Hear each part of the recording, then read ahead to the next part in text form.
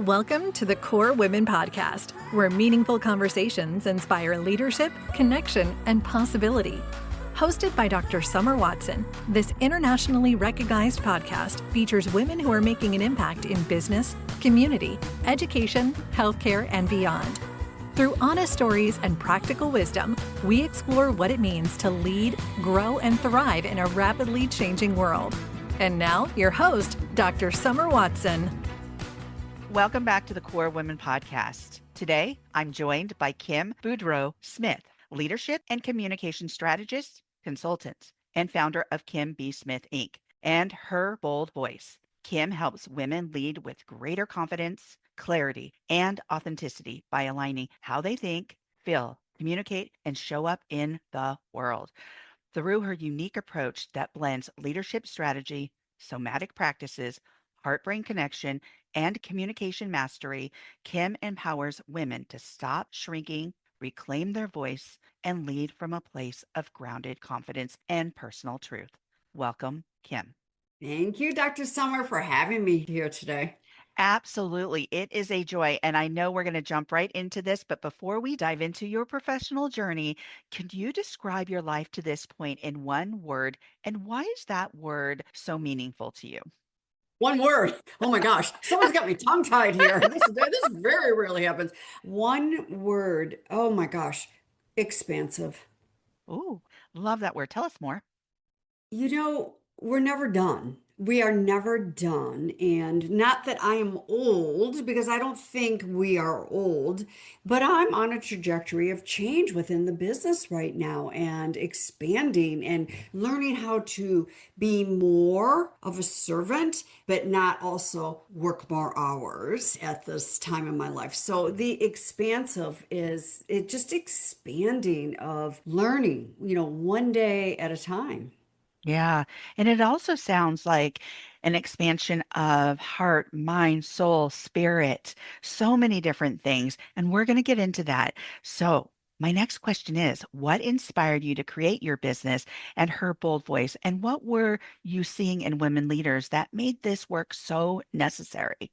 I'm going to go even one step prior to that. Sure. So I was a corporate girl back in the day, living with embracing and falling in love with imposter, as we call it, syndrome. In my world, it's not a syndrome. It's an identity that we have a tendency to wear, like my most favorite buttery pair of Athleta yoga pants, right? But I was in imposter syndrome, didn't even know that there was in such a thing. And sitting in a room in my corporate world, just trajectories, breaking records and stuff. And the men hated me and the women did too, So I finally stepped away from all of that because I couldn't play the politics back then. And I still couldn't play the politics now if I had to. And I understand there's a lot that goes on. But my first business was a fitness business and always marketing towards women. And then we became an online society. And then I embraced and stepped into an online by pulling together groups of women from around the world, sharing their word in a written form in anthologies that became bestsellers. Now, this was years ago. And then off of that, launched an internet radio station. So we could have our live radio shows, but recorded for shelf life, had a whole team, provided a beautiful VIP service. And then one thing just led to another as I embraced and stepped into one-on-one coaching after I've gone through certifications and stuff. But I'm not quite sure what's going on. We came through 2025, all sorts of stuff in our country, but I'm really seeing women, it's almost we're taking a couple steps backwards with our leadership. I'm seeing it, I'm hearing it, and I'm also feeling it from women. It's okay to not take us a couple steps backwards, but to press the pause button or the neutral button to reshift the trajectory of where you want to go based upon your terms of what that feminine leadership looks like and what success is. But I'm seeing women taking a couple steps back or almost going back and shifting more over to that masculine style of leadership. Unfortunately, it's what I'm experiencing with women. Oh, great observation. So important because I agree with you, Kim. I agree that there's been a shift and we are again put in a position to have to shift because of those steps backwards. And so here we are today, continuing to move forward, hopefully, in platforms like yours and mine and other women who create these safe spaces to have these conversations about how are we going to continue to move forward in a way that aligns with our spirit, our soul, and our view of the world. So let's have these conversations because they are so valuable and so important, because we don't want to necessarily take those steps backwards, because there are too many people, too many women who have put their lives, their spirit, their joy at risk to come forward, to move us forward. So, with that said, thank you for taking us back and giving a little glimpse about who you are, where you came from, where you are today. Now, you do one on one coaching. You talk about 4 core patterns that often hold women back. Can you walk us through those patterns and how they show up in leadership today? Yes, absolutely. So, a lot of my clients that I'm dealing with are insanely successful. And I'm going to get this real clear, Dr. Summer, right out the gate here. This is not about confidence because we can't show up to today if we didn't have confidence. So, what I address is I help women begin to lead more from the inside out so that the insides are matching the outsides. Finally, erasing that imposter identity and quieting down the critical dialogue. I heard 2 things so pivotal in this past week. One of them was, we cannot have and do self care if we've got a bunch of self loathing going on. Mm, Women are notorious for this, so it's switching into that compassion. And then the other thing I heard just recently is stress is physical. We have to move in order to get through it. Same thing like fear. We have to move through that stuff. We literally have to move through. We cannot sit. This energy will get too murky in all of that. In my opinion, when it comes to real heightened of that is we start showing up like the men, like the boys. And I'm going to tell you something. They ain't got it going on. No offense, but they ain't got it going on. And their leadership style needs to change. We abandon ourselves. So, a part of my bold, authentic coaching, the BAC, is around that betrayal that we have done on ourselves and coming back and not doing this with regrets, is coming back into getting to know ourselves so intimately so we can drive our leadership to the next levels and whatever that may look like for the woman. yeah. And so, what would you call those 4 patterns? There's more than 4, but we kept it at 4. Okay. Again, this is self abandonment, the betrayal of ourselves. When we are in that betrayal, that's where that imposter's louder. That's where that in critical dialogue is louder. That's where our self worth gets tanked. That's where we're faking it until you fill it in, make it. And that's where we are micromanaging everything as leaders. Number 3, it's learn how to let go. And I don't mean let's be frivolous and just let go. Learning how to let go. And my all-time favorite is effective communication is the biggest way to take that confidence here at our chest level and blow it all the way up past the sky is through that communication. But we can't effectively communicate from our hearts with authenticity until we tackle the other stuff leading up to it. I loved what you said to this point, not being imposter syndrome, but imposter identity. Having these 4 core patterns. I know that there are a lot of influences regarding what changes behavior. There are so many influences that work on how we show up, how we are in alignment. Even still, if we want to be in alignment with ourselves, meaning spiritually, soulfully, mentally, all that, if people are pushing back, even in our immediate families, because they're not used to us taking care of ourselves, how do we do that? How do we do that as leaders in our communities, as not just caregivers, but leaders, nurturers, people who do want to hold you up, but you're in a system, whether that's your familial system or a community system that's pushing back on you, that's saying, nope, we want you to do it this way. We know you're a nurturer. We know you're a caretaker. So, nope, we're going to put you in this role and you're going to do it our way. Yes, we show up with confidence. We have confidence, right? But how do we continue to show up within those systems that are trying to manipulate us to do things a certain way? Well, I think every woman needs to get really clear on that. I'm going to sound like Simon, but on that big, huge why. Why are you doing this? Because a lot of my clients are pushing that very upper 40s more into their 50s. They're educated, they're seasons, they've got amazing careers, or they've got amazing businesses. It could be the CEO of a business, or, whether it's a lawyer or doctor or whatever their backgrounds are. But why did we step into this leadership role, and what do we want out of it? Because maybe things need to be shifting for the second half or the latter half of our lives, of our revenue generating, whatever it is, of our success that we are doing.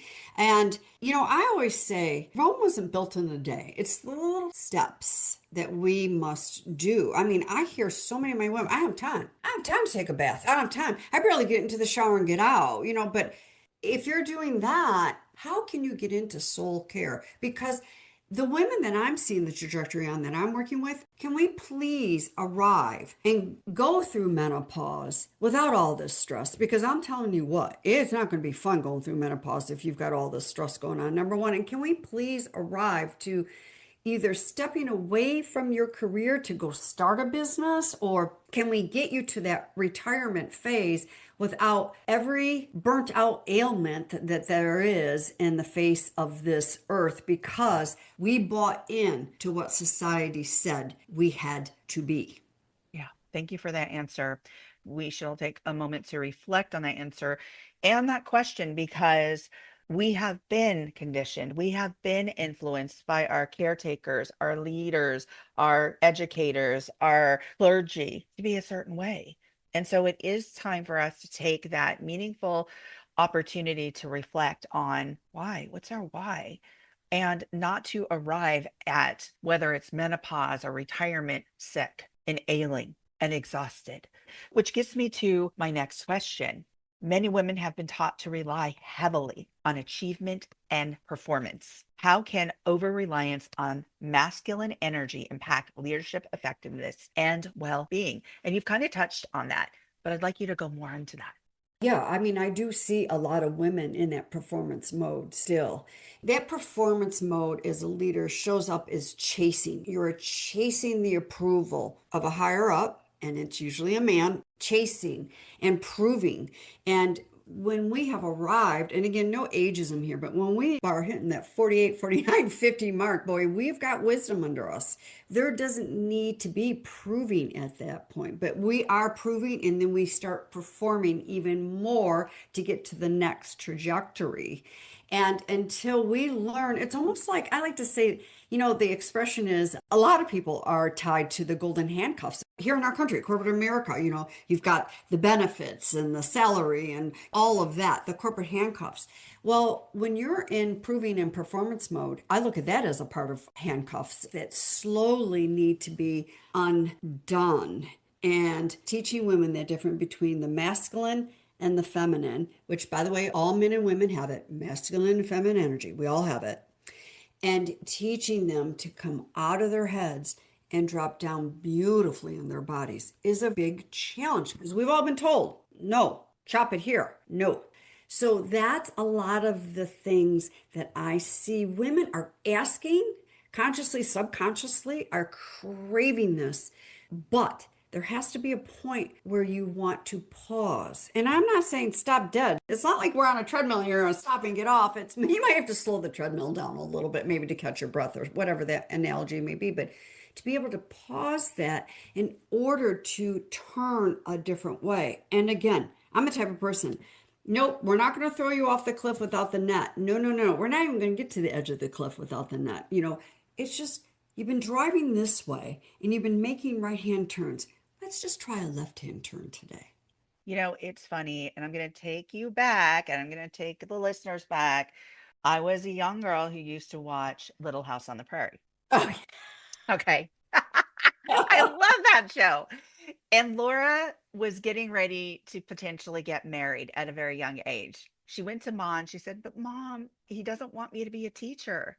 And she started crying and she started crying. And she's like, "This has been my dream." And she's like, Laura, when you have children, when you have husband, when you work in society, you're always going to be a teacher. You're going to be a nurturer. You're going to be a teacher. So when I asked you that question about us focusing heavily on achievement and performance and that title That is something that we assumed because of that conditioning, because we wanted to sit at those tables.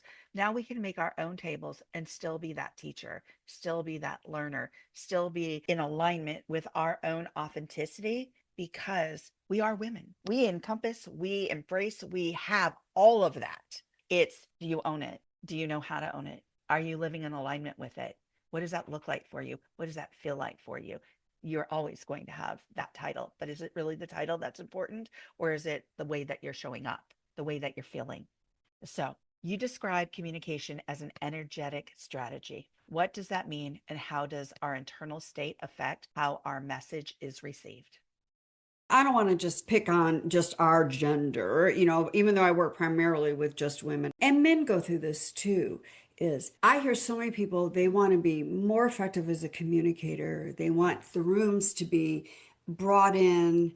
They want to be clear. They want to be that communicator where people walk in and they feel welcomed and warm, but yet there's an element of respect. Okay, well, I hear that. I'm like, okay, boundaries, here we go. Boundaries, lack of or have them, one. And two, we cannot project and portray that when we're not in tune in ourselves and when we have not tapped in authentically.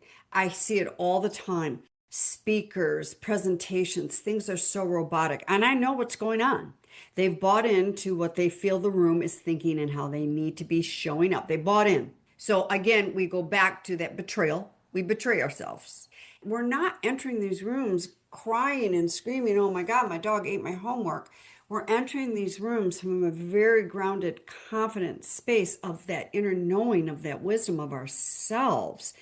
We don't ever, over amount of money, a title, whatever that is, if we don't have that knowing of that why and those core values, if you're working for, I'm here in the Detroit area, we'll bring automotive. If you're working here for GM and GM is not fitting into your core values personally and professionally, I'm not saying go and quit this afternoon at 5 p.m. Eastern Standard Time, but maybe there needs to be another way of how we're looking at this. Or maybe there's another avenue that you need to be traveling down.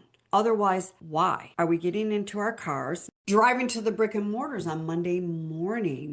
It's all a perspective, like Little House on the Prairie. Right. I had a client one time, actually in my fitness business. She was a school teacher and she was a darn good school teacher, young elementary, right?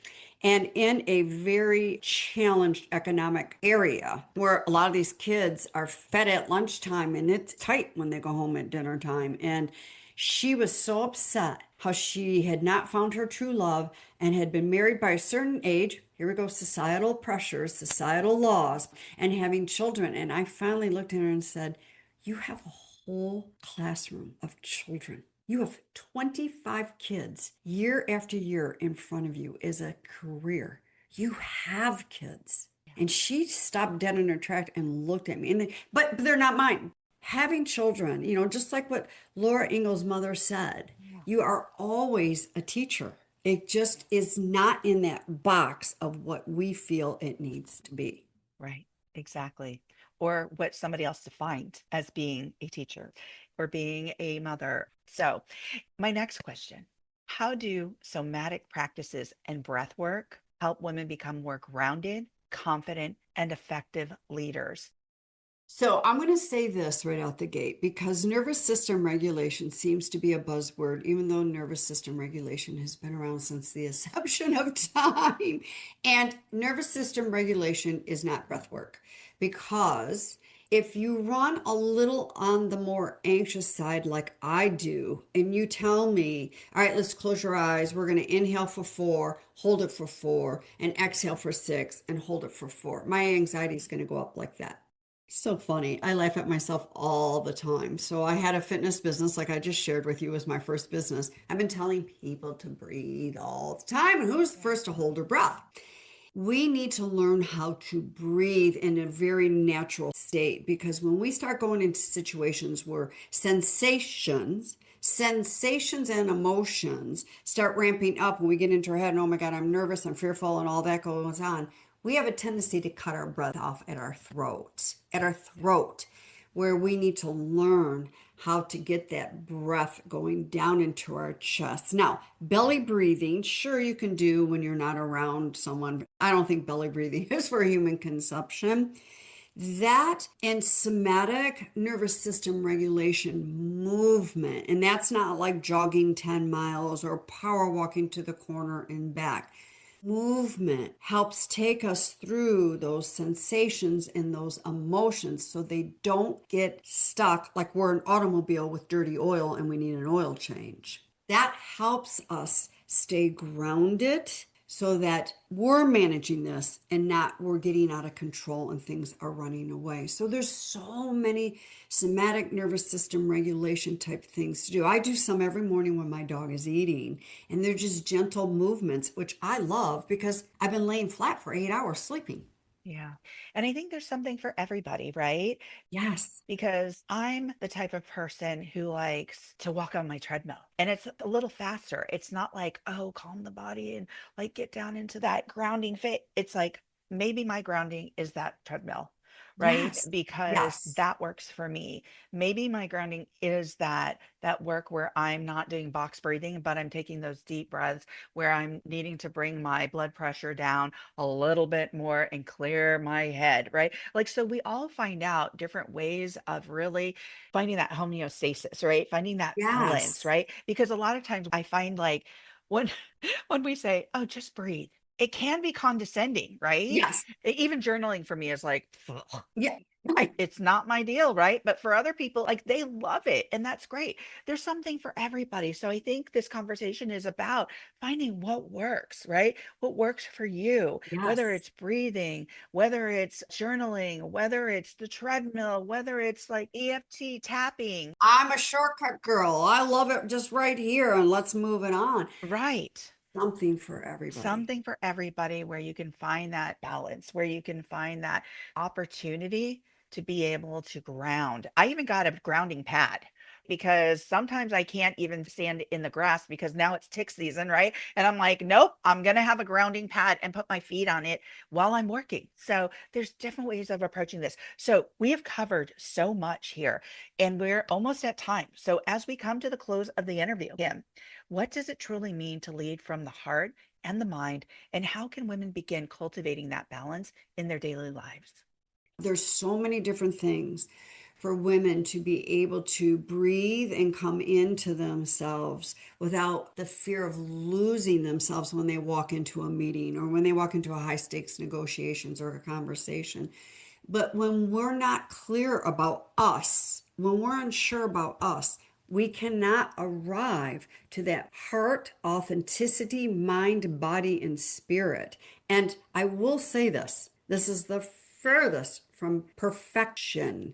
This is a journey. Some days I can get it a little bit better than others, and some days I'm just off because maybe I'm not feeling as well.